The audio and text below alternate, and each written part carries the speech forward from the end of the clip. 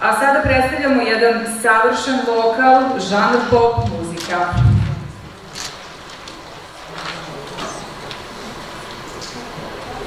Nagrađivana umetnica sa 26 prvih nagrada u Evropi, svetu i najmlađi istaknuti umetnik u Srbiji i bivšoj Jugoslaviji.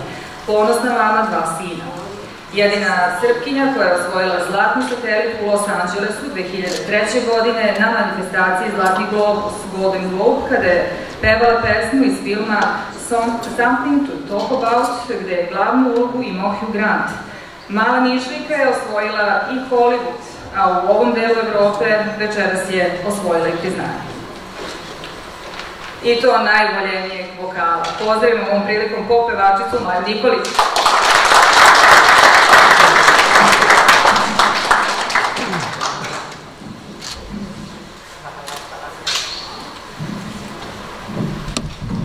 Hvala vam puno, meni je zaista čast i zadovoljstvo da sam deo ovako krem dela krem društva, divnih ljudi, uspešnih ljudi i ljudi koji znače nešto u budućnosti naših malih, a u stvari velikih zemalja, jer svi pravi umetnici, genijalci dolaze upravo sa naših prostora.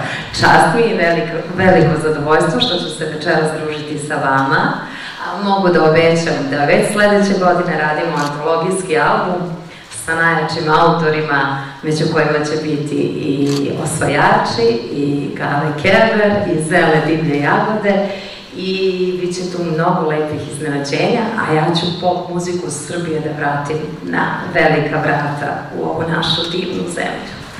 Hvala vam.